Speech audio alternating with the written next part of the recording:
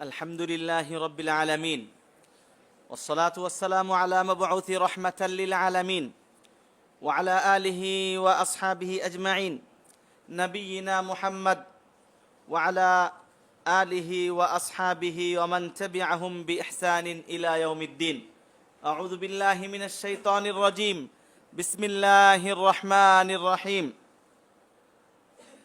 يا أيها الناس اتقوا ربكم الذي خلقكم من نفس واحدة وخلق منها زوجها وبث منهما رجالا كثيرا ونساء واتقوا الله الذي تساءلون به والأرحام إن الله كان عليكم رقيبا. يا أيها الذين آمنوا اتقوا الله وقولوا قولا سديدا يصلح لكم أعمالكم ويغفر لكم ذنوبكم ومن يطع الله ورسوله فقد فاز فوزا عظيما. وقال تعالى في موضع آخر بعد أعوذ بالله من الشيطان الرجيم بسم الله الرحمن الرحيم. كل نفس بما كسبت رهينة إلا أصحاب اليمين في جنات يتساءلون عن المجرمين ما سلككم في سقر قالوا لم نك من المصلين ولم نك نطعم المسكين وكنا نخوض مع الخائضين وكنا نكذب بيوم الدين حتى أتانا اليقين. وقال تعالى قد أفلح المؤمنون الذين هم في صلاتهم خاشعون والذين هم عن اللغو معرضون والذين هم للزكاة فاعلون. وقال تعالى حافظوا على الصلوات والصلاة الوسطى وقوموا لله قانتين. وقال النبي عليه الصلاة والسلام العهد الذي بيننا وبينهم ترك الصلاة. প্রশংসা গুণগান যাবতীয় সেফতোসানা সেই মহান আল্লাহ সুবহানাহু ওয়া তাআলার জন্য, যে মহান আল্লাহ সুবহানাহু ওয়া তাআলা আমাদেরকে একটা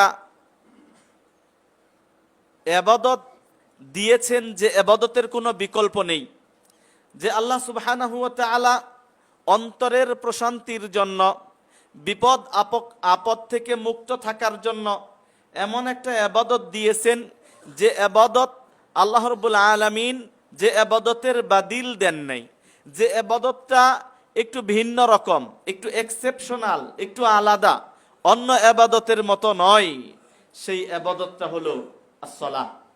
আল্লাহ রাব্বুল আলামিনের লাখো কোটি শুকরিয়া যে আল্লাহ রাব্বুল আলামিন আল্লাহর নৈকট্য অর্জনের জন্য, তার কাছে যাওয়ার জন্য বান্দাকে একটা গুরুত্বপূর্ণ ইবাদত দিয়েছেন অনেকগুলা, তন্মধ্যে গুরুত্বপূর্ণ ইবাদত হলো as-সালাহ।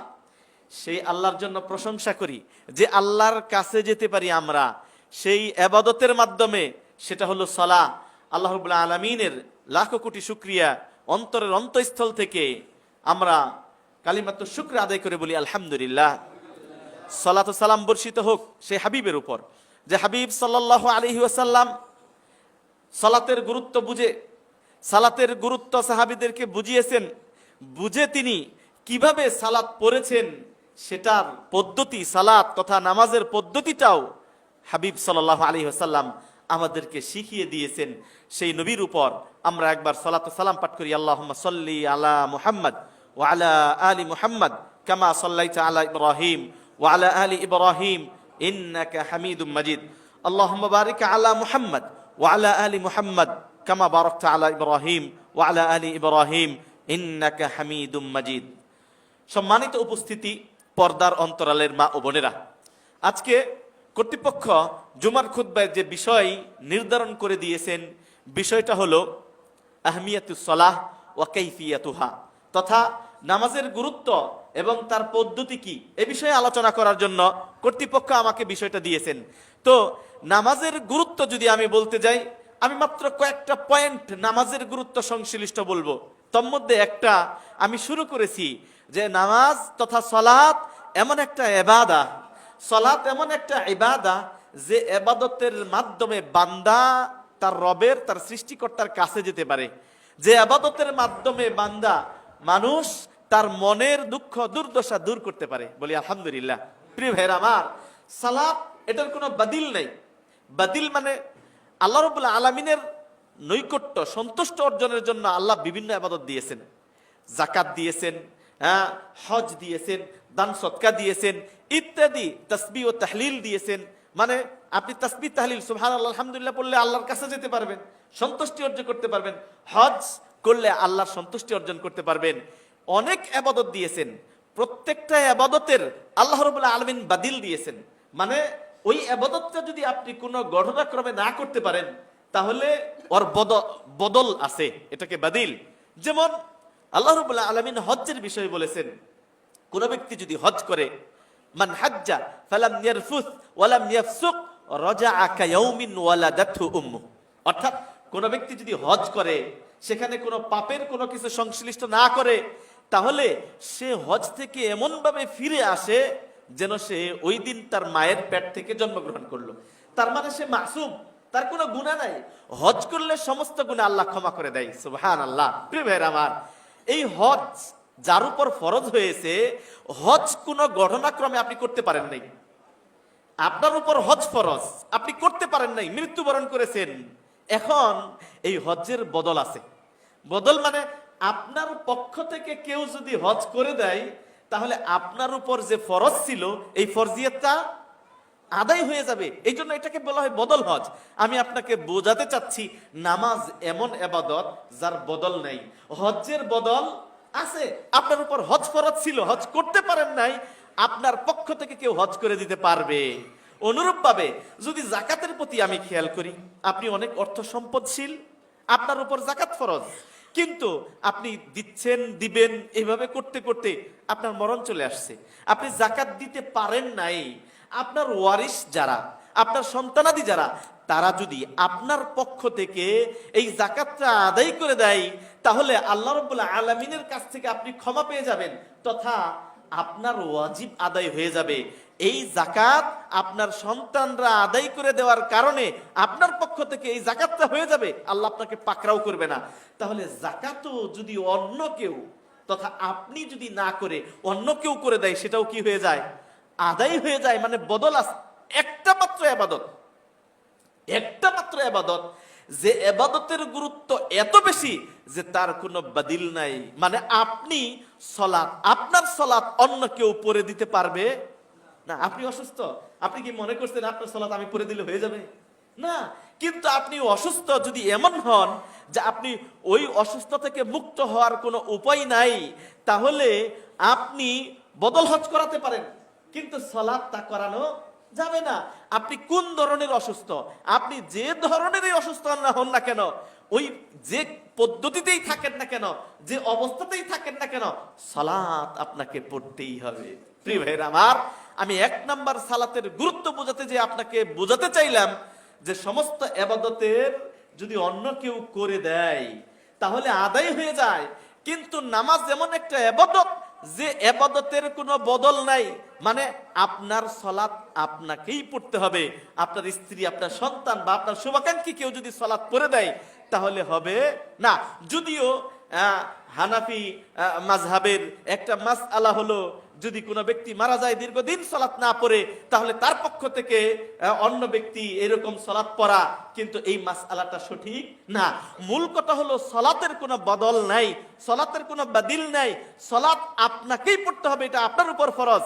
আপনি যদি অসুস্থ থাকেন, হাসপাতালে থাকেন, তাহলে ওভাবে যদি আপনি দাঁড়াতে পারেন দাঁড়িয়ে পড়বেন, যদি না দাঁড়াতে পারেন, আপনি যদি বসে পড়তে পারেন বসে পড়বেন, আপনি যদি বসে না পড়তে পারেন শুয়েই যদি পড়তে হয় তাও পড়বেন। আপনার যদি চেতনা ঠিক থাকে, আপনার যদি সেন্স থাকে, মুখ থাকে, মেধা থাকে, বুঝ শক্তি থাকে, আপনার উপর সালাত ফরজ। নবী সাল্লাল্লাহু আলাইহি ওয়াসাল্লাম মুআয ইবনে জাবাল রাদিয়াল্লাহু তাআলা আনহুকে ইয়ামানে পাঠাইলেন। তিনি বললেন, আউয়ালু মা তাদউহুম ইলা শাহাদাতি আল্লা ইলাহা ইল্লাল্লাহ, প্রথম দাওয়াত দিবে লা ইলাহা ইল্লাল্লাহ, ফাইনহুম আতাউ লিযালিক।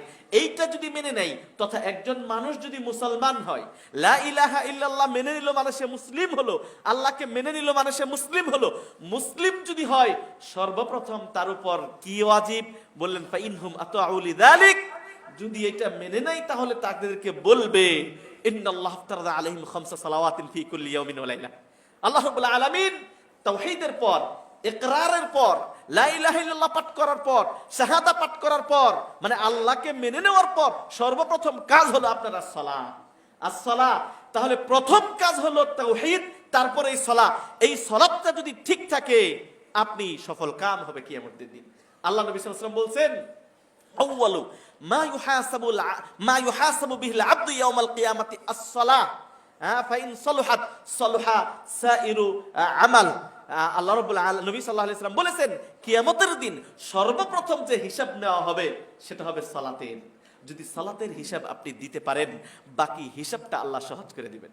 সুবহানাল্লাহ। এটাও সালাতের গুরুত্ব, যে কিয়ামতের দিন আল্লাহ রাব্বুল আলামিন ওই জিনিসটার হিসাব সর্বপ্রথম নেবেন যে জিনিসটার গুরুত্ব তিনি দিয়েছেন। এই জন্য সালাতের গুরুত্ব অত্যাধিক, এর কোনো বাতিল নাই, আপনাকে পড়তেই হবে। আল্লাহ নবী সাল্লাল্লাহু আলাইহি ওয়াসাল্লাম বলছেন, সাল্লি কাইমান, দাঁড়িয়ে সালাত পড়ো। ফাইল্লাম তাস্তাতি ফাকাইদান, দাঁড়িয়ে পড়তে পারো না, বসে পড়ো। ফাইল্লাম তাস্তাতি ফাআলা জাম্বিন, যদি বসে না পড়তে পারো তাহলে পার্শ্ব কাত হয়ে শুয়েই পড়ো, কিন্তু সালাত ক্ষমা নাই।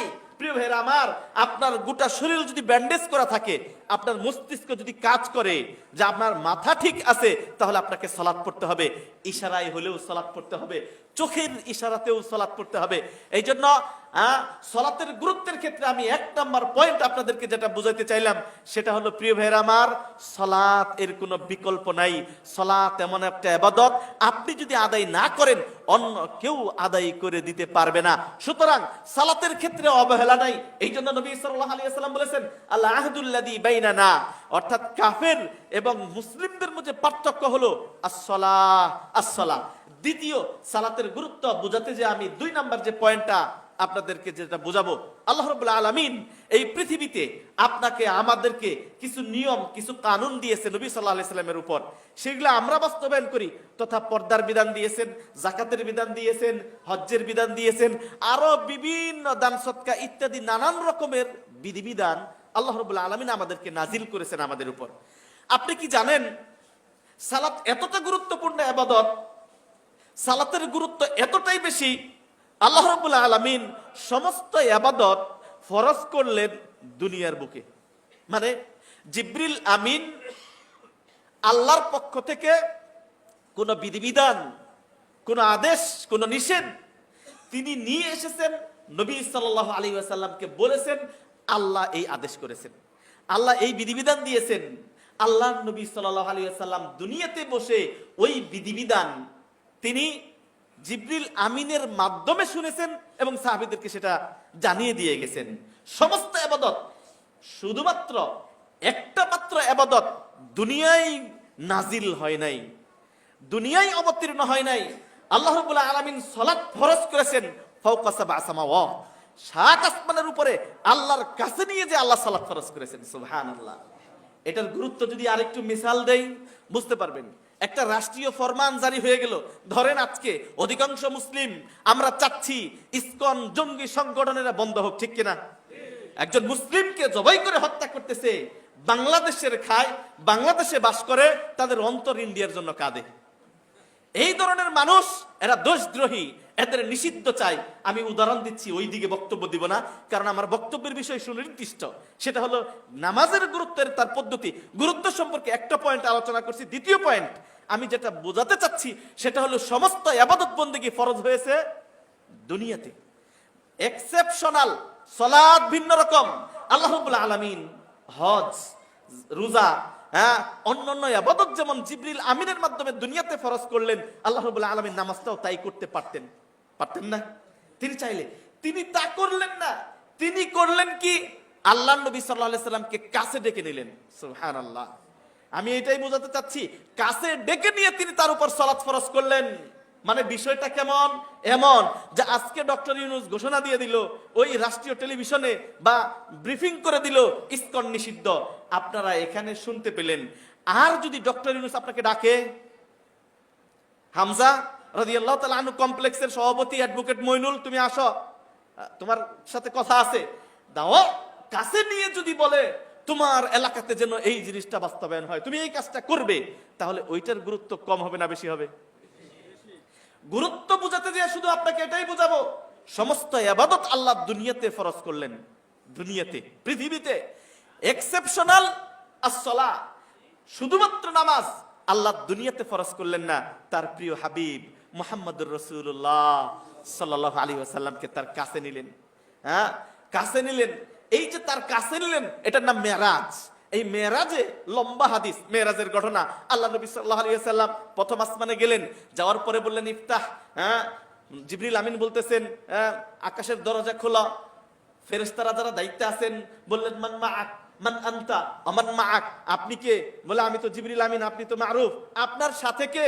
বলে আমার সাথে মুহাম্মাদুর রাসূলুল্লাহ সাল্লাল্লাহু আলাইহি ওয়াসাল্লাম। প্রথম আসমানের মানুষ, হ্যাঁ, প্রথম আসমানে গেলেন, ফেরেশতা খুলে দিলেন, গেলেন। যাওয়ার সাথে সাথে সাক্ষাৎ হলো কার সাথে? আদম আলাইহিস সালাতু ওয়াস সালামের সাথে। আদম আলাইহিস সালাতু ওয়াস সালামের সাথে সাক্ষাৎ হলেন, তিনি দেখতে পেলেন, জিজ্ঞেস করেন জিবরিল আমিনকে, লম্বা হাদিস, বড় আলোচনায় যাব না, আমি আপনাকে শুধু বোঝাতে চাচ্ছি নামাজ একটা আলাদা ইবাদত, দুনিয়াতে আল্লাহ ফরজ করেন নাই, ফরজ করছেন তার কাছে নিয়ে, তার কাছে নিয়ে, এটার গুরুত্ব বোঝানোর জন্য। দেখলেন, জিজ্ঞেস করেন এটাকে, বলে তোমার বাবা আদম, সাল্লিমা আলাই, তাকে সালাম দাও। আল্লাহ নবী সাল্লাল্লাহু আলাইহি সাল্লাম আদম আলাইহিস সালাতু ওয়াস সালামকে সালাম দিলেন। তার অবস্থা দেখতে পাইলেন, তিনি নাযারা ইয়ামিনিহি, ডান দিকে তাকিয়ে মুচকি হাসেন। বাম দিকে তাকানোর পর তার চেহারাটা একটু মলিন হয়। তিনি জিজ্ঞেস করলেন, আদম আলাইহিস সালাতু ওয়াস সালামের আবু না এইরকম করছে কেন? আমাদের বাবা আদম আলাইহিস সালাতু ওয়াস সালাম ডান দিকে হাসেন, ডান দিকে তাকিয়ে হাসেন, বাম দিকে তাকিয়ে তিনি কাঁদেন, তার চেহারা মলিন হয়। কারণ কি? হাদিসের ব্যাখ্যায় বলা হলো, আদম আলাইহিস সালাতু ওয়াস সালামের যত পুত্র, যত সন্তানাদি কিয়ামত পর্যন্ত তত যুররিয়া আছে, তারা যারা জান্নাতীবাসী, তারা ডান দিকে তাদেরকে দেখতে পায়, তখন তার খুশিতে আনন্দে মনটা হাসি খুশি হয়ে যায়, চেহারাটা উজ্জ্বল হয়ে যায়, এই জন্য তিনি হাসেন। সুবহানাল্লাহ। আল্লাহ তুমি আমাদের তাদের অন্তর্ভুক্ত করো। এরপরে তিনি বাম দিকে তাকান, যারা সালাত পড়েন নাই, যারা ইসলামী নিয়ম নীতি অনুপাতে চলে নাই, ইসলামের জন্য কিছু করেন নাই, আহকাম ফরজিয়াত ওয়াজিবাত গুলো যারা আদায় করে নাই, যারা জাহান্নামী, তাদেরকে দেখতে পায়, নিজের সন্তান জাহান্নামী, এদেরকে যখন দেখতে পায়, তখন তার চেহারাটা মলিন হয়ে যায়, চেহারাটায় দুঃখের ছাপ প্রকাশিত হয়। আল্লাহ আপনি ওই বামপন্থীদের অন্তর্ভুক্ত আমাদের করবেন না। প্রিয় ভাইরা আমার, চলে গেল দ্বিতীয় আসমানে, দ্বিতীয় আসমানের সাথে দেখা হলো ঈসা আলাইহিস সালাতু ওয়াস সালাম। তারপরে কি হলো আর বলবো না। চলে গেলেন তৃতীয় আসমানে, সাক্ষাৎ হলো ইউসুফ আলাইহিস সালাতু ওয়াস সালামের সাথে। গেলেন চতুর্থ আসমানে, সাক্ষাৎ হলো ইদ্রিস আলাইহিস সালাতু ওয়াস সালামের সাথে। গেলেন পঞ্চম আসমানে, পঞ্চম আসমানে সাক্ষাৎ হলো কার সাথে? হারুন আলাইহিস সালাতু ওয়াস সালামের সাথে। গেলেন ষষ্ঠ আসমানে, আল্লাহর নবী সাল্লাল্লাহু আলাইহি ওয়াসাল্লাম যাচ্ছে আল্লাহর কাছে, তাকে আল্লাহ কি দিবে জানেন না, ডাকছে আমার কাছে চলে আসার জন্য, বাহন পাঠিয়ে দিছে, আসো। ষষ্ঠ আসমানে মুসা আলাইহিস সালাতু ওয়াস সালামের সাথে দেখা হলেন। এরপরে সপ্তম আসমানে চলে গেলেন, ইব্রাহিম আলাইহিস সালাতু ওয়াস সালামের সাথে চলে গেলেন, দেখা হলো, কথা হলো। এই সমস্ত নবীদের আম্বিয়াদের সাথে দেখার পর সিদরাতুল মুনতাহা চলে গেলেন আল্লাহর খুব কাছে, একদম কাছাকাছি। ইনদা সিদরাতুল মুনতাহা ইদ ইয়াগশাহা মা গাশা ইত্যাদি সূরা নাজমের মধ্যে ইত্যাদি বর্ণনা এসেছে। প্রিয় ভাইরা আমার, এরপরে আল্লাহ রাব্বুল আলামিন তার উপর ফরজ করলেন খামসা সালাওয়াত, 50 সালাত, 50 ওয়াক্ত সালাত ফরজ করলেন। আল্লাহ রাব্বুল আলামিনের 50 ওয়াক্ত সালাত নিয়ে তিনি ব্যাক করতেছেন, ফিরে আসলেন, তার রেহলা শেষ, তার ভ্রমণ শেষ। ইব্রাহিম আলাইহিস সালাতু ওয়াস সালামকে ক্রস করে মুসা আলাইহিস সালাতু ওয়াস সালামের সাথে সাক্ষাৎ হওয়ার সাথে সাথে বললেন, ইরজি ইলা রাব্বিক ওয়াসালহু আত-তাখফীফ। হ্যাঁ, তোমার বলছে কি ব্যাপার, কি হলো তোমার কাছে? বলে আল্লাহ রাব্বুল আলামিন 50 ওয়াক্ত সালাত দিয়েছেন। বলছেন তোমার ফা ইন্না উম্মাতাকা লা তুতিকুনা বিযালিক ইরজি ইলা রাব্বিক ওয়াসালহু আত-তাখফীফ। তোমার রবের কাছে ফিরে যাও, বলো আল্লাহর নামাজটা কমিয়ে দাও, কারণ আমি জানি তোমার আগে আমি মুসা নবী, আমি উম্মতকে নেতৃত্ব দিয়ে এসেছি, তা আমার উম্মত ছিল, তারাই ইবাদত বন্দেগীতে এরকম ছিল না। তোমার উম্মত আমার পরে ওরা তো আরো দুর্বল হবে, ওরা পারবে না। আল্লাহর কাছে বলো যে ফিরে যে আল্লাহ আমার উম্মত 50 ওয়াক্ত পারবে না, একটু কমিয়ে দাও। এরপরে গেলেন, আল্লাহ রাব্বুল আলামিন কমিয়ে দিলেন, আবার আসলেন, এভাবে একবার দুইবার তিনবার কয়েকবার মুসা আলাইহিস সালাতু ওয়াস সালামের কাছে আসলেন। আল্লাহ রাব্বুল আলামিন সর্বশেষ 5 ওয়াক্ত সালাত রাখলেন। এরপরে মুসা বললেন, আবার যাও, তুমি ফিরে রবের কাছে যাও, তারপরে আবার কিছু কমতি করতে চাও। নবী সাল্লাল্লাহু আলাইহি ওয়াসাল্লাম বলছেন, আস্তাহি আন আরজিআ ইলা রব্বি, আমি আমার রবের কাছে ফিরে যেয়ে লজ্জাবোধ করলাম। এখন যদি যাই, 50 ওয়াক্ত দিয়েছিল, কমাইতে কমাইতে সব শেষ, এখন যদি যাই এটাও যদি রেখে দেয়, কমিয়ে দেয়, তাহলে উম্মতের কাছে কি নিয়ে যাব? আল্লাহ রাব্বুল আলামিন সাথে সাথে 5 ওয়াক্ত সাব্যস্ত রেখে বললেন, ওয়াদালিকা খামসুন ওয়া হিয়া খামসিন, এটা 5। আমার উম্মত যদি 5 ওয়াক্ত, তোমার উম্মত যদি 5 ওয়াক্ত সালাত পড়ে, আমি 50 ওয়াক্তের সওয়াব দেব। সুবহানাল্লাহ। সাথে সাথে আয়াত, মা ইউবাদদালুল কাউলু লাদাইয়া ওয়া মা আনা বিযাল্লামিন লিল আবিদ, আমি রব, আমার কাছে কথার কোনো পরিবর্তন নাই। হ্যাঁ, আমি মুখ দিয়ে বলেছি। সুতরাং আল্লাহ রাব্বুল আলামিন, আমি গুরুত্ব বোঝা যাচ্ছে সালাতের গুরুত্ব। 1 নম্বর হলো এটার কোনো বাতিল নাই, এটার কোনো বিকল্প কোনো জিনিস নাই, অন্য ইবাদতের বিকল্প আছে। 2 নম্বর হলো এটা অন্য ইবাদতের মতো না যে দুনিয়াতেই ফরজ করা হয়েছে, আল্লাহ রাব্বুল আলামিন তার কাছে নিয়ে ফরজ করেছেন। 3 নম্বর হলো এটার এতটা গুরুত্ব দিয়েছেন, হ্যাঁ, যে আল্লাহ রাব্বুল আলামিন কিয়ামতের দিন সর্বপ্রথম এটার হিসাব নেবেন, সর্বপ্রথম এটার হিসাব নেবেন। এই জন্য প্রিয় ভাইরা আমার, সালাতের গুরুত্ব অত্যাধিক, বিশেষ করে ফজরের সালাত।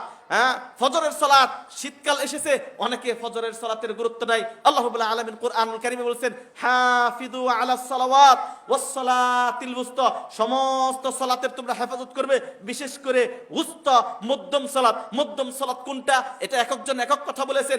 মধ্যম সালাত কেউ বলেছেন আসর, এটাই আম্মা জান আয়েশা সিদ্দিকা রাদিয়াল্লাহু তাআলা আনহা এর কওল, এটাই সঠিক।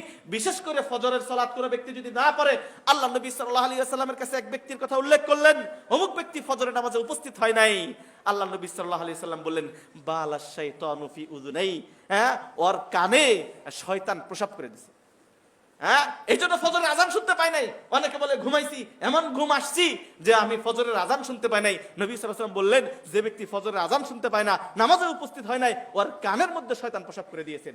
আবার সুন্দর বিখ্যাত একটা হাদিস, ইয়াকিদুশ শাইতানু আলা কাফিয়াতি রাসি আহাদিকুম ইযা হুয়া নাম সালাসা ওয়াকাদ। হ্যাঁ, আবু হুরায়রার সুন্দর একটি হাদিস, আল্লাহ নবী সাল্লাল্লাহু আলাইহি ওয়াসাল্লাম বলেছেন, আপনি যখন ঘুমান, একজন মুসলিম সে কিভাবে ঘুমাবে? ফজরের সালাতের গুরুত্ব দেওয়ার জন্য, সালাতের গুরুত্ব বিশেষ করে ফজরের সালাত। যদি কোনো ব্যক্তি ঘুমায়, ওযু যদি না করে, দোয়া দরুদ যদি না পড়ে, এমনিতেই যদি ঘুমিয়ে যায়, দেখবেন কোন ব্যক্তি ঘুম থেকে উঠছে তো 8টা 9টা 10টা বেজে গেছে, 10টা বেজে গেছে, ফজরের সালাতের খবর নাই। আল্লাহ নবী সাল্লাল্লাহু আলাইহি ওয়াসাল্লাম বলছেন, কোন ব্যক্তি যখন ঘুমায়, শয়তান প্রত্যেকটা মানুষের গিরায়, কাফিয়াতি রাসি আহাদিকুম, মাথার পিছনে এখানে 3টা গিরা মারে, মানে জাদু করে। কি করে?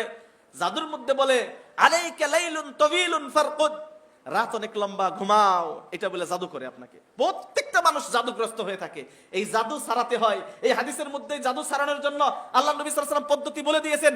বলছেন, ফাইন ইস্তাইকাযা, যদি সে জাগ্রত হয় রাতের বেলা, ওয়া তাওয়াদ্দা, হ্যাঁ, যদি ওযু করে, তাহলে ইনহাল্লাত উকদা, একটা গিরা খুলে যায়।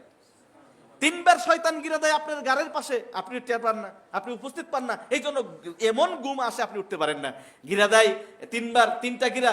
যদি আপনি রাতের বেলা উঠে হঠাৎ করে ঘুম ভেঙে গেছে, এদিক সেদিক না করে বিছানাতেই শুয়ে আছেন, আপনি যদি পড়েন সুবহানাল্লাহ, আলহামদুলিল্লাহ, লা ইলাহা ইল্লাল্লাহু আল্লাহু আকবার, ওয়ালা হাওলা ওয়ালা কুওয়াতা ইল্লা বিল্লাহ, এই দোয়াগুলো যদি পাঠ করেন, একটা গিরা খুলে যায়।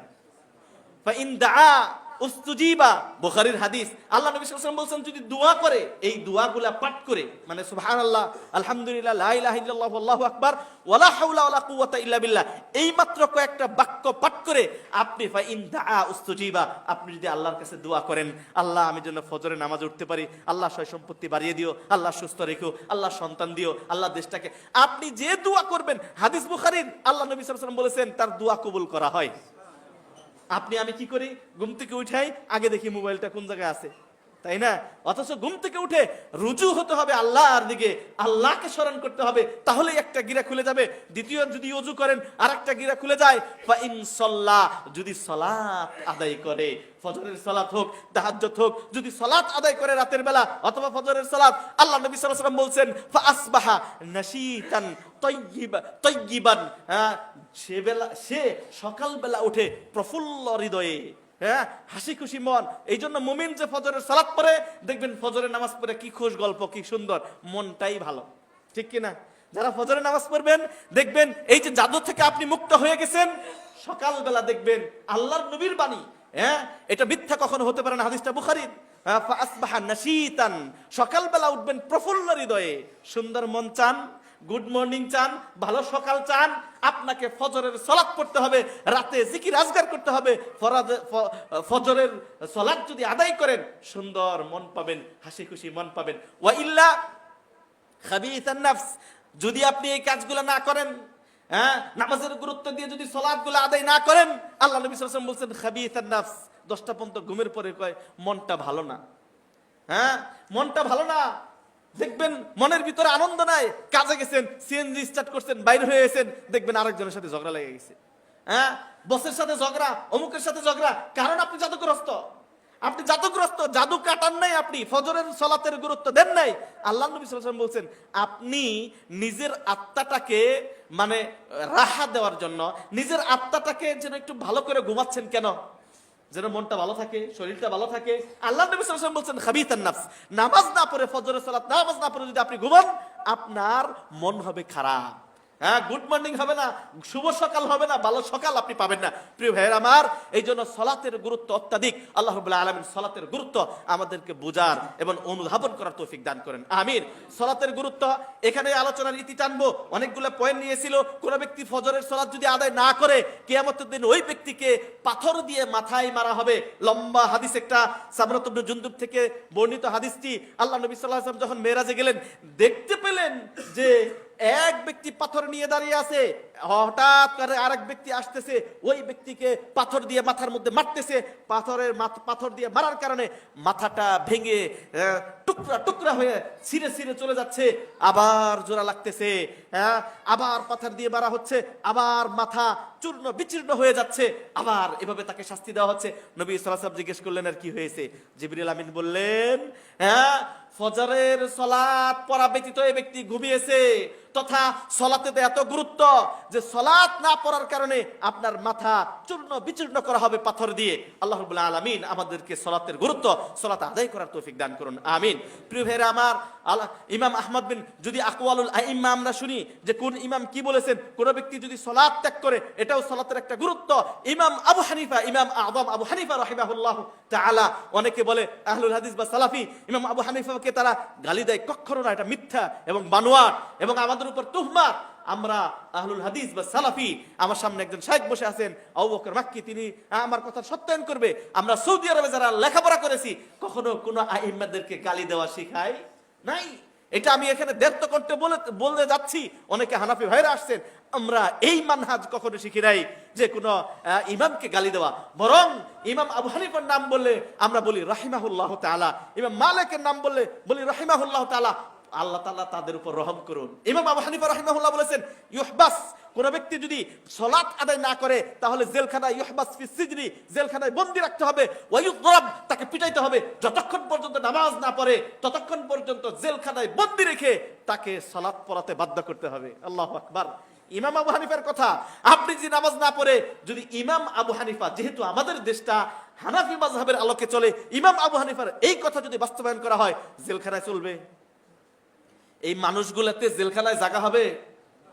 কত মানুষ, যদি বলি হাত তুলেন কয়জন ফজরের সালাত পড়েছেন জামাত সহকারে, হ্যাঁ, দেখবেন পাওয়া যাবে না। যদি বলি কয়জন আপনারা এই সপ্তাহে এক ওয়াক্ত নামাজ কাজা করেন নাই, বহু মানুষ আছে, ইল্লা আমার রহিমাহুল্লাহ, কিছু মানুষ আছে আল্লাহর দ্বীনের পথে। কত মানুষ আছে যারা সালাত পড়ে না, একজন, দুইজন, পাঁচজন, 10 জন, হাজারো হাজার, জেলখানা পূর্ণ হয়ে যাবে। এই জেলখানা দিয়ে আর হবে না, এত মানুষ জেলখানায় দিতে হবে। ইমাম আহমদ বিন হাম্বল রাহিমাহুল্লাহ, তিনি বলছেন, কোন ব্যক্তি যদি সালাত ত্যাগ করে, হ্যাঁ, তাহলে সে কাফের, মুরতাদ, হ্যাঁ, সে ইসলাম থেকে বের হয়ে যাবে। প্রিয় ভাইরা আমার, বড় কঠিন কথা আছে। এই জন্য শেখ সালেহ আল উসাইমিন এর কথা দিয়ে আমি সালাতের গুরুত্ব শেষ করছি। শেখ সালেহ আল উসাইমিন একটা বই লিখেছেন, যে বইয়ের অনুবাদ আকরামুজ্জামান বিন আব্দুল সালাম করেছেন, হুকমু তারিকি সালাহ। এখানে শেখকে বলা হয়েছিল যে আপনি এটার অনুবাদ করবেন না, অনুমতি দেয় নাই। বলে কেন?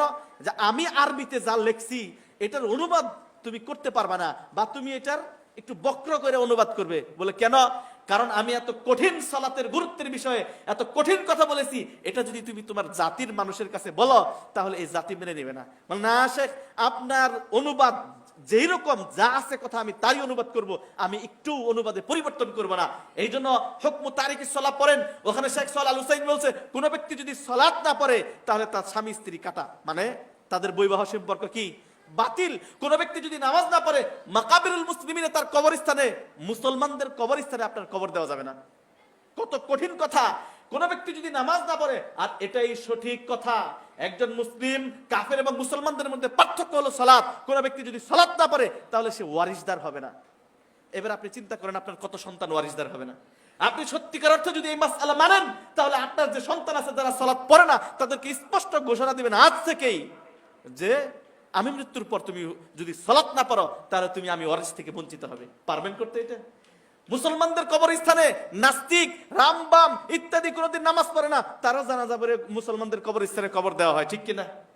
অথচ মাসআলা কত কঠিন যে নামাজ না পড়লে মুসলমানদের কবরস্থানে জায়গা নাই, নামাজ না পড়লে তার বিবাহ বাতিল, নামাজ না পড়লে কত গুরুত্বপূর্ণ কথা, মুসলমানদের কবরস্থানে জায়গা নাই, বিবাহ বাতিল হয়ে যাবে, ওয়ারিস পাবেন না। প্রিয় ভাইয়ের আমার, এই কথাগুলো এই জন্যই মুসলমানদের একমাত্র আসাস আর দিন হলো আসসালাহ। আসসালাহ। আল্লাহ রাব্বুল আলামিন এই জন্য কোরআনুল কারীমে বলেছেন ক্বাদ আফলাহাল মুমিনুন, ওই মুমিন সফলকাম আল্লাযীনা হুম আলা সালাতিহিম খাশিউন, খুশুর সহিত যারা সালাত পড়ে। এই জন্য যারা সালাত পড়বে না তাদের জন্য কি আল্লাহ রাব্বুল আলামিন কোরআনুল কারীমে স্পষ্ট করে বলেছেন কুল্লু নাফসিন বিমা কাসাবাত রাহিনা, প্রত্যেক ব্যক্তি তার নিজের আমলের জন্য সে দায়বদ্ধ। এরপরে আনিল মুজরিমিন, এই এদের কথা বলা হয়েছে, পাপীদের সম্পর্কে জিজ্ঞেস করা হলো মা সালাকাকুম ফি সাকার, তোমরা কেন সাকার নামক জাহান্নামে কেন গেছো? তারা উত্তর দিয়েছে ক্বালু লাম নাকু মিনাল মুসাল্লিন, আমরা মুসল্লি ছিলাম না। মুসল্লি মানে আমরা নামাজ আদায় করতাম না। তাহলে নামাজ না পড়লে কোথায় যেতে হবে? জাহান্নাম।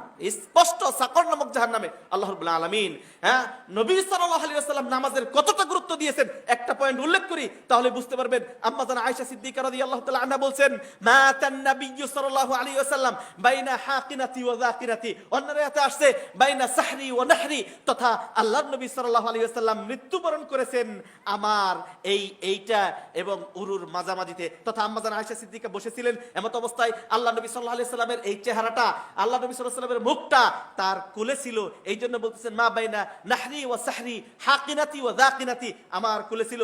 এমত অবস্থায় আল্লাহর নবী সাল্লাল্লাহু আলাইহি ওয়াসাল্লাম অজ্ঞান হয়ে যাচ্ছেন অসুস্থতার কারণে। মৃত্যুর পূর্বে মানুষ বড় কঠিন। এমত অবস্থায় হঠাৎ করে আল্লাহর নবী সাল্লাল্লাহু আলাইহি ওয়াসাল্লাম অজ্ঞান হয়ে সেন্সলেস হয়ে যাচ্ছেন। আবার সেন্স ফিরে আসছেন। সেন্স ফিরে আসার পর তিনি ওযু করছেন। ওযু করার পর জিজ্ঞেস করছেন আসসাল্লান নাস, একজন মানুষ নবী সাল্লাল্লাহু আলাইহি ওয়াসাল্লাম অজ্ঞান হয়ে যাচ্ছেন। অজ্ঞান হয়ে যাওয়ার পর জ্ঞান ফিরে তিনি জিজ্ঞেস করতে পারতেন আয়েশা এটার কি খবর, আয়েশা আমার সম্পত্তির এটা করবে, আয়েশা এভাবে চলবে, এই কথাগুলো তিনি বলতে পারতেন। মৃত্যুর পূর্বে আল্লাহ নবী সাল্লাল্লাহু আলাইহি ওয়াসাল্লাম জিজ্ঞেস করছেন আসসাল্লান নাস, মানুষ কি নামাজ পড়েছে? নামাজের গুরুত্ব নিয়েছেন একবার, দুইবার, তিনবার, এভাবে যতবার তার সেন্স ফিরে আসতেছে ততবার তিনি নামাজের কথা বলতেছেন। সর্বশেষ ইয়াউমুল ইসনাইন সোমবার আল্লাহর নবী সাল্লাল্লাহু আলাইহি ওয়াসাল্লাম সাহাবীদের কাঁধে হাত ভর করে যাচ্ছেন নামাজের মধ্যে, যে দেখেন আবু বকর সিদ্দিক নামাজ পড়তেছেন, তিনি পিছনে আসতে চাইলেন। আল্লাহ নবী সাল্লাল্লাহু আলাইহি ওয়াসাল্লাম হাতে ইশারা করলেন তুমি সালাত পড়াও। আবু বকর সিদ্দিক সালাত পড়াইলেন। তিনি সালাতে অংশগ্রহণ করতে চাইলেন, তার পাগুলা ছেঁচড়িয়ে যাচ্ছে, পাগুলা উঁচু করতে পারতেছে না। মৃত্যুর পূর্বেও আল্লাহ নবী সাল্লাল্লাহু আলাইহি ওয়াসাল্লাম সালাতের এতটা গুরুত্ব দিয়েছেন। আল্লাহ নবী সাল্লাল্লাহু আলাইহি ওয়াসাল্লাম কোন ইদা হাযাবাহু আমরুন দুঃখ কষ্টে পতিত হলে তিনি বেলাল রাদিয়াল্লাহু তাআলা আনহুকে বলতেন আযিন ইয়া বেলাল আরিহনা ইয়া বেলাল, বেলাল অন্তরে দুঃখ লেগেছে, কষ্ট লেগেছে, তুমি আজান দাও, তুমি আমাকে নামাজ পড়ার ব্যবস্থা করে দাও। আল্লাহ নবী সাল্লাল্লাহু আলাইহি ওয়াসাল্লাম নামাজের মধ্যে ইতমিনান খুঁজতেন, রাহা খুঁজতেন, প্রশান্তি খুঁজতেন। আর আমরা প্রশান্তি খুঁজি সিগারেটের মধ্যে, আমরা প্রশান্তি খুঁজি গান বাজনার মধ্যে, যে মনটা ভালো না আজকে একটু গান বাজায়, মনটা ভালো না একটু সিগারেট খায়, নাউজুবিল্লাহ মিন জালিক। আল্লাহ নবী সাল্লাল্লাহু আলাইহি ওয়াসাল্লাম প্রশান্তি পেতেন। আবু বকরের দিকে দেখেন, ওমর আল ফারুক রাদিয়াল্লাহু তাআলা আনহুর দিকে দেখেন, সাহাবীদেরকে দিকে যখন তিনি বরণ করেন, তিনি সালাতের মধ্যে ছিলেন, এমত অবস্থায় মুলজিম সে তার নামাজরত অবস্থায়, ফজরের নামাজরত অবস্থায় তার পেটের মধ্যে ঘা দিয়ে তাকে মৃত্যুবরণ করেছে, তাকে মৃত্যু দিয়েছে। প্রিয় ভাইরা আমার, সালাত এতটা গুরুত্বপূর্ণ, আল্লাহ রাব্বুল আলামিন গুরুত্ব দিয়েছেন, নবী সাল্লাল্লাহু আলাইহি ওয়াসাল্লাম গুরুত্ব দিয়েছেন, সাহাবীরা গুরুত্ব দিয়েছেন। এই জন্য সালাফি আহলুল হাদিসরা বলে কোন ব্যক্তি যদি নামাজ না পড়ে সে কাফের। এইটাই হতো ফতোয়া। নবী সাল্লাল্লাহু আলাইহি ওয়াসাল্লাম বলেছেন, মান তারাকাস সালাতা মুতাআম্মিদান ফাকাদ কাফারা। প্রিয় ভাইরা আমার, এরপরে আসলো পদ্ধতি নিয়ে আলোচনা করতে পারলাম না, কোন এক সময় করবো ইনশাআল্লাহ। পদ্ধতি আমরা যেভাবে পড়ি এটা হলো সঠিক পদ্ধতি। এক নাম্বার, আপনি যখন নামাজের দাঁড়াবেন তখন আপনি ওযু করবেন, ওযুর সঠিক পদ্ধতি শিখে নেবেন। এর মধ্যে যে সমস্ত বেদাত করা হয়, গার মাসেহ করা হয়, এটা সঠিক পদ্ধতি না, এই মাসআলাটা সঠিক না। ওযুর শুরুতে বিসমিল্লাহ বলবেন, ওযুর কোনো নিয়ত নাই, বিসমিল্লাহ বলে ওযু করবেন। বিসমিল্লাহ মানলাম, ইয়াদুকুর ইসমিল্লাহ, যে ব্যক্তি ইসমুল্লাহ তথা বিসমিল্লাহ না পাঠ করবে তার ওযু হবে না। ওই ব্যক্তির ওযু হবে না যে বিসমিল্লাহ না বলবে। এই জন্য অনেকে নিয়ত করেন কিন্তু বিসমিল্লাহ বলবেন না। এইরকম যেন না হয়, বরং বিসমিল্লাহ বলে ওযু শুরু করবেন, সুন্দরভাবে ওযু করবেন, নামাজে দাঁড়াবেন, আল্লাহু আকবার তাকবীর দিবেন। তাকবীর দেওয়ার হাতগুলা কিবলামুখী রাখবেন, যেহেতু পদ্ধতি কিবলামুখী করবেন। এই হাত উত্তোলনের মধ্যে অনেকগুলো ভুল আছে, কেউ এরকম ভাবে হাতগুলা পিছনে নেয়, কেউ কান ধরে, কেউ আবার এরকম করে। এগুলার কোনোটাই সঠিক না। সঠিক হলো, আর দুই ধরনের হাদিস পায়, আন্না নবী সাল্লাল্লাহু আলাইহি ওয়াসাল্লাম ইদা কাব্বারা রাফা ইয়াদাইহি হাযওয়া মানকিবাই। আল্লাহ নবী সাল্লাল্লাহু আলাইহি ওয়াসাল্লাম তাকবীর দিতেন, হাত উত্তোলন করতেন, ওনারা আছে শাহমাতা উযুনাই, কানের লতি পর্যন্ত হাত উঠাইতেন। অনেক জায়গায় আসতে কাঁধ বরাবর হাত উঠাইতেন। এই জন্য ইমাম শাফি রাহিমাহুল্লাহ দুই হাদিসের মাঝখানের আমল দিয়েছেন যে হাতটা যদি আমরা এমন ভাবে উঠাই যে আঙ্গুলগুলা কানের লতি পর্যন্ত আর বাকি অংশটুকু কাঁধ বরাবর, তাহলে দুই হাদিসের উপর আমল হয়ে যায়। এইভাবে হাতটা উঠাবেন, এভাবে কানও ধরবেন না, পিছনেও ধরবেন না, আবার কেউ হাত এভাবেও করবেন না, হাত উঠাবেন কান এবং কাঁধের লতি পর্যন্ত। আল্লাহু আকবার, তাকবীর দিবেন। অনেকে তাকবীরের আগে নিয়ত করেন। নিয়ত আর নিয়াহ মাহাল্লুহু আল কলব, নিয়ত মানে দৃঢ় সংকল্প করা। আপনি বাড়ি থেকে বের হয়েছেন, তখনই নিয়ত হয়ে গেছে যে আপনি জুমার, হামজা রাদিয়াল্লাহু তাআলা আনহু মসজিদের কমপ্লেক্সে যে জুমা পড়বেন, নিয়ত হয়ে গেছে, এটাই নিয়ত। এখানে এসে নতুন করে আবার নিয়ত করতে হয় না। নাওয়াইতু আন উসাল্লিয়া সালাতুল জুমা, এভাবে যে নিয়ত তালাফফুজান শব্দ দিয়ে, এই নিয়তের পক্ষে একটা হাদিসও নাই, একটা হাদিসও নাই, দুর্বল হাদিসও নাই। এগুলো আমাদের বানোয়াট নিয়ত। প্রিয় ভাইরা আমার, এই জন্য নিয়ত হলো মনে মনে, নিয়ত মনে মনে করছেন, ওইটাই নিয়ত। মুখের কাজ হলো মুখ দিয়ে বলা, হাতের কাজ হলো ধরা, ইত্যাদি ইত্যাদি। এক একটা অঙ্গের এক একটা কাজ। চোখের কাজ হলো দেখা। আপনি যদি হাত দিয়ে দেখতে চান, সম্ভব? কেউ যদি মনে করে আমি হাত দিয়ে দেখব, সম্ভব না। কেউ যদি মনে করে আমি চোখ দিয়ে চিন্তা করব, সম্ভব না। চোখ দিয়ে দেখাই যাবে, চোখ দিয়ে শুনতে পারবেন না, কান দিয়ে দেখতে পারবেন না। অর্থাৎ আল্লাহ যে অঙ্গের যে কাজ দিয়েছে, নিয়ত এর কাজ হলো অন্তরের। সুতরাং এটা মুখ দিয়ে করলে হবে না, তো এটা মুখের কাজ না। মুখের কাজ হলো বলা, আর নিয়ত এটা হলো মনের কাজ, অন্তরের কাজ। এটা অন্তরে সংকল্প করা, এটা বাহ্যিক উঁচু শব্দ করে এটা বলার কোনো প্রয়োজন নাই। এরপরে দাঁড়াবেন, এরপরে হাত বাঁধবেন। হাত কোথায় বাঁধবেন? আল্লাহ নবী সাল্লাল্লাহু আলাইহি ওয়াসাল্লামের স্পষ্ট যে হাদিস, যে নবী সাল্লাল্লাহু আলাইহি ওয়াসাল্লাম দিরা আলা দিরাই, তিনটা শব্দ আছে, কাফ আলা কাফ, একটা কাফ, এই কাফের উপর, অথবা দিরা আলা দিরা এর উপর রাখবেন। কিন্তু ডাইরেক্ট বুকের উপরে হাদিস রাখবেন, এক্ষেত্রেও বুকের উপরে হাত রাখবেন, এটাও হাদিস আছে। এবং কি এই বিষয়গুলা ফুরু মাসাইলুল ফুরু, শাখাগত মাসআলা। কেউ যদি নিচে বাঁধে, এটার ক্ষেত্রে হাদিস আছে, হাদিসটা যায়ীফ। আপনি তার সাথে যুদ্ধ তর্ক লেগে যাবেন না যে হাত উপরে বাঁধো, হাত বাঁধবেন। মূল কথা হলো আপনি আল্লাহর কাছে এমন ভাবে দাঁড়াবেন যে আপনি একজন মিসকিন, আপনি একজন আল্লাহর মুহতাজ, আপনি আল্লাহর ফকির। আপনি আল্লাহর কাছে নিজেকে নত করে, তুচ্ছ করে, নিজেকে সারেন্ডার করে, একদম নিজেকে আল্লাহর কাছে সুপর্দ করে দিয়েছেন।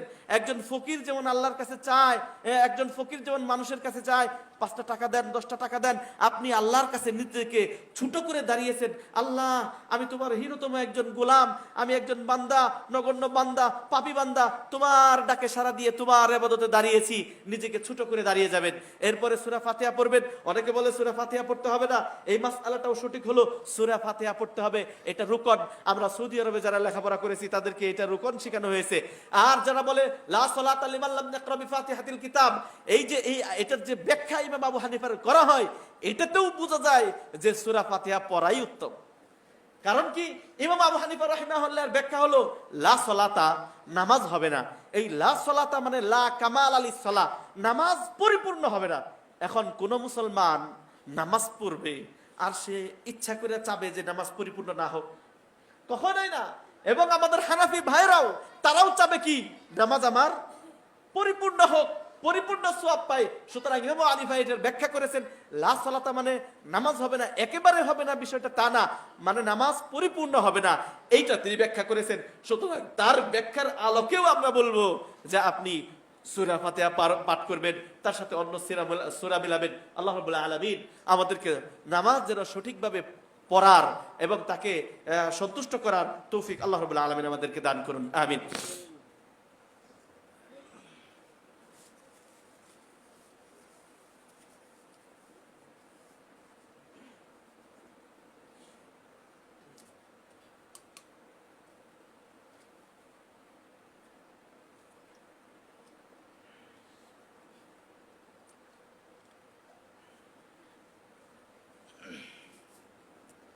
আলহামদুলিল্লাহ নাহমাদুহু ওয়া নাস্তাঈনুহু ওয়া নাস্তাগফিরুহু ওয়া নু'মিনু বিহি ওয়া নাতাওয়াক্কালু আলাইহি ওয়া নাউযু বিল্লাহি মিন শুরুরি আনফুসিনা ওয়া মিন সাইয়্যাতি আ'মালিনা মান ইয়াহদিহিল্লাহু ফালা মুদিল্লা লাহু ওয়া মান ইউদ্লিলহু ফালা হাদিয়া লাহু ওয়া আশহাদু আল লা ইলাহা ইল্লাল্লাহ ওয়াহদাহু লা শারীকা লাহু ওয়া আশহাদু আন্না মুহাম্মাদান আবদুল্লাহি ওয়া রাসূলুল্লাহ। আম্মা বা'দ। প্রাণপ্রিয় মুসল্লিয়ান ইকরাম, পর্দার আলালের মা ও বোনেরা, আজকে আমি যে বিষয়ে খুতবায় আলোচনা করলাম তার সারসংক্ষেপ হলো, আমাকে যে বিষয়টা দেওয়া হয়েছিল সেটা হলো নামাজের গুরুত্ব ও তার পদ্ধতি। আমি গুরুত্বের বিষয়ে মৌলিক তিনটা পয়েন্ট আলোচনা করেছি।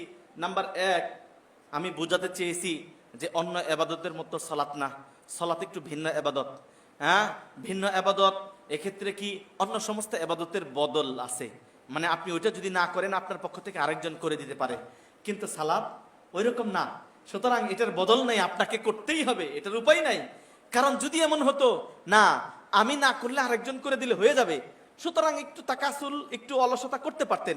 কিন্তু যেহেতু আপনার ছাড়া ওইটা আর কেউ করতে পারবে না, তাহলে ওটা আপনাকেই করতে হবে। নাম্বার 2, অন্য সমস্ত ইবাদত আল্লাহ দুনিয়াতে ফরজ করেছেন, কিন্তু সালাত আল্লাহ রাব্বুল আলামিন তার কাছে নিয়ে ফরজ করেছেন। এই জন্য সালাতের গুরুত্ব অনেক বেশি। প্রিয় ভাইয়ের আমার, আকওয়ালুল আইম্মা, 4 ইমামই নামাজের ব্যাপারে কঠোর কথা বলেছেন। শুধু ইমাম আবু হানিফা এবং ইমাম আহমদ বিন হাম্বলের কথা আমি বলেছেন। ইমাম আহমদ বিন হাম্বল বলেছেন কোন ব্যক্তি সালাত না পড়লে সে মুরতাদ, কাফের হয়ে যাবে। অর্থাৎ হিন্দু, খ্রিস্টান এবং বেনামাজি এর মধ্যে কোনো পার্থক্য নাই। একজন হিন্দু যেমন, বেনামাজি ওই রকম। প্রিয় ভাইয়ের আমার, এবং শেখ সালেহ আল উসাইমিনের কথা আমি উল্লেখ করে নামাজের গুরুত্ব বোঝাতে চেয়েছি। প্রিয় ভাইয়ের আমার, নামাজের এত গুরুত্ব, শেষ একটা পয়েন্ট আলোচনা করে ইতি টানছি, সেটা হলো আপনি মাসউল। আপনি যদি পরিবারের প্রধান হয়ে থাকেন, ভাইদের মধ্যে প্রধান, অথবা যে বাসায় থাকেন ওই বাসার প্রধান, আপনি বাবা, আপনার অন্তরে মানে আন্ডারে থাকে আপনার সন্তান, আপনার স্ত্রী, আপনার মা, আপনার বাবা ইত্যাদি, আপনি যদি পরিবারের প্রধান হয়ে থাকেন, আপনার দায়িত্ব হলো বাকিদের সালাতে বাধ্য করা, যেভাবেই হোক বাধ্য করা। একটা বিখ্যাত হাদিস, আনাস রাদিয়াল্লাহু তাআলা আনহু বলছেন, আল্লাহ নবী সাল্লাল্লাহু আলাইহি ওয়াসাল্লাম মৃত্যুর পূর্বে 6 মাস যখনই ফাতেমা রাদিয়াল্লাহু তাআলা আনহা এবং আলী রাদিয়াল্লাহু তাআলা আনহার ঘরের পাশ দিয়ে যাইতেন, আলী রাদিয়াল্লাহু তাআলা আনহু মানে নিজের জামাইয়ের ঘরের পাশ দিয়ে যেতেন, তিনি ডাকতেন আসসালাহ আসসালাহ আসসালাহ, এভাবে তিনি ডাকতেন। মানে নিজের সন্তান এবং মেয়ের জামাই তাদেরকেও আল্লাহ নবী সাল্লাল্লাহু আলাইহি ওয়াসাল্লাম নামাজে ডেকে নিয়ে আসছেন। এবং কি বিদায় হজ্জের ভাষণে তিনি শেষ যে কথাটা বলেছিলেন, আসসালাহ আসসালাহ আসসালাহ ওমা মালাকাত আইমানুকুম, তোমরা নামাজের গুরুত্ব দাও, তোমরা নামাজের গুরুত্ব দাও, তোমরা নামাজের গুরুত্ব দাও, এবং তোমাদের অধীনস্থ কৃতদাস যারা আছে তাদের বিষয়ে গুরুত্ব দাও। প্রিয় ভাইয়ের আমার, এই জন্য আপনি মাসউল। আপনার ঘরে যদি যারা থাকবে তাদেরকে সালাতে অভ্যস্ত করা, তাদেরকে সালাতের জন্য উঠানো, এটা আপনার দায়িত্ব। আল্লাহ নবী সাল্লাল্লাহু আলাইহি ওয়াসাল্লাম বুখারীর হাদিস স্পষ্ট, ইবনে ওমর থেকে বর্ণিত, তিনি বলছেন, কুল্লুকুম রাঈন ওয়া কুল্লুকুম মাসউলুন আন রাইয়াতি, তোমরা প্রত্যেকে দায়িত্বশীল, তোমাদের প্রত্যেককে তার দায়িত্ব সম্পর্কে জিজ্ঞেস করা হবে। প্রিয় ভাইয়ের আমার, মা বোনদেরকে উদ্দেশ্য করে বলবো, আপনারা আপনাদের স্বামীদেরকে অবশ্যই যে সমস্ত ফরজ সালাতে যদি ঘুমিয়ে থাকে তাকে আপনি বাধ্য করবেন ঘুম থেকে উঠিয়ে যেন মসজিদে চলে যায়, দেখবেন সংসারে একটা বারাকা হবে। নচেত আপনি আপনার স্বামীকে সালাত পড়ানোর জন্য যেভাবে ব্যবস্থা নিতে হয় আপনি সেই ব্যবস্থা নিতে পারেন। আপনি খানা বন্ধ করে দিতে পারেন, যে তুমি যদি সালাত না পড়ো আমি তোমার খানা আমি প্রস্তুত করব না, আমি রান্না বান্না করব না। এটা আপনি করতে পারেন তাকে নামাজে বাধ্য করতে। আরো যদি কোনো বিষয় থাকে, কারণ আপনি স্বামী এবং স্ত্রী চাবেন দুনিয়াতে যেমন সুখে শান্তিতে থাকতে, পরকালেও জান্নাতে একসাথে থাকতে চাবেন। আর যদি জান্নাতে একসাথে থাকতে চান তাহলে নামাজের কোনো বিকল্প নাই। এজন্য আমি বলবো একজন আরেকজনের সহযোগী হবেন। এই জন্য আল্লাহ নবী সাল্লাল্লাহু আলাইহি ওয়াসাল্লাম বলছেন যে রহিমাল্লাহু রাআন, ওই ব্যক্তির উপর আল্লাহ রহম করুন যে ব্যক্তি উঠে সালাত পড়ে এবং তার স্ত্রীকে সালাতের জন্য উঠায়। যদি ফাইন আবাত অস্বীকার করে, মানে না উঠে, তাহলে পানি ছিটিয়ে দেয়। আর তারপরে বলছেন ওই স্ত্রীর উপর আল্লাহ রহম করুন যে স্ত্রী নিজে উঠে সালাত পড়ে স্বামীকে ডাকে, উঠো সালাতের টাইম হয়েছে। যদি না উঠে তাহলে ওই স্বামীর উপরে পানি ছিটিয়ে দেয়। হ্যাঁ, তার উপর আল্লাহ রহম করুন। আল্লাহ রহমের দোয়া করেছেন। আল্লাহর রহমত যদি পেতে চান তাহলে স্বামী স্ত্রী পরস্পরের সহযোগিতা করতে হবে। আপনারা দুইজন যদি ভালো হয়ে যান আপনাদের সন্তান ভালো হবে। আল্লাহ রাব্বুল আলামিন নামাজের গুরুত্ব বোঝার তৌফিক দান করুন। আমাদের বেনামাজি হয়ে যেন কবরে না যায় সেই তৌফিক দান করুন। আল্লাহ ইন্নাল্লাহা ওয়া মালাইকাতাহু ইউসাল্লুনা আলান নবী ইয়া আইয়ুহাল্লাযীনা আমানু সাল্লু আলাইহি ওয়া সাল্লিমু তাসলিমা আল্লাহুম্মা সাল্লি আলা মুহাম্মাদ ওয়া আলা আলি মুহাম্মাদ কামা সাল্লাইতা আলা ইব্রাহিম ওয়া আলা আলি ইব্রাহিম ইন্নাকা হামিদুম মাজিদ আল্লাহুম্মা বারিক আলা মুহাম্মাদ ওয়া আলা আলি মুহাম্মাদ কামা বারাকতা আলা ইব্রাহিম وعلى آل إبراهيم إنك حميد مجيد اللهم أعز الإسلام والمسلمين وأذل الشرك والمشركين ودمر أعداء الدين واجعل هذا البلد آمنا مطمئنا وسائر بلاد المسلمين اللهم آمنا أوطاننا اللهم آمنا أوطاننا اللهم آمنا أوطاننا আল্লাহ আমাদের দেশটাকে নিরাপত্তা দান করো। আর যারা রাষ্ট্র পরিচালনা করতেছে আল্লাহ আপনি তাদেরকে সাহায্য করুন। তারা যেন ইসলামের মূল বাণী আল্লাহ এই সংস্কারের মধ্যে রাখতে পারে সেই তৌফিক আপনি তাদেরকে দান করুন। আল্লাহ দেশকে নিয়ে লাল সবুজের পতাকা নিয়ে যারা বিভিন্ন কূটকৌশল করছে, শত্রুতা করছে, আল্লাহ আপনি তাদেরকে ধ্বংস করে দিন। আল্লাহ রাব্বুল আলামিন এই ইসকনের এই যে ফাঁদ তারা পেতেছে মুসলমানদের জন্য বাংলাদেশের সীমানাকে নিয়ে, আল্লাহ রাব্বুল আলামিন তাদের ফাঁদে আল্লাহ আপনি তাদেরকেই ফেলে দিন, তাদেরকে নিশ্চিহ্ন করে দিন। আল্লাহ রাব্বুল আলামিন আপনার দ্বীনকে এই বাংলার জমিনে আল্লাহ সুপ্রতিষ্ঠিত করুন। সকলে যেন নামাজি হয় সেই তৌফিক আপনি আমাদেরকে দান করুন। রব্বানা আতিনা ফিদ দুনিয়া হাসানা ওয়া ফিল আখিরাতি হাসানা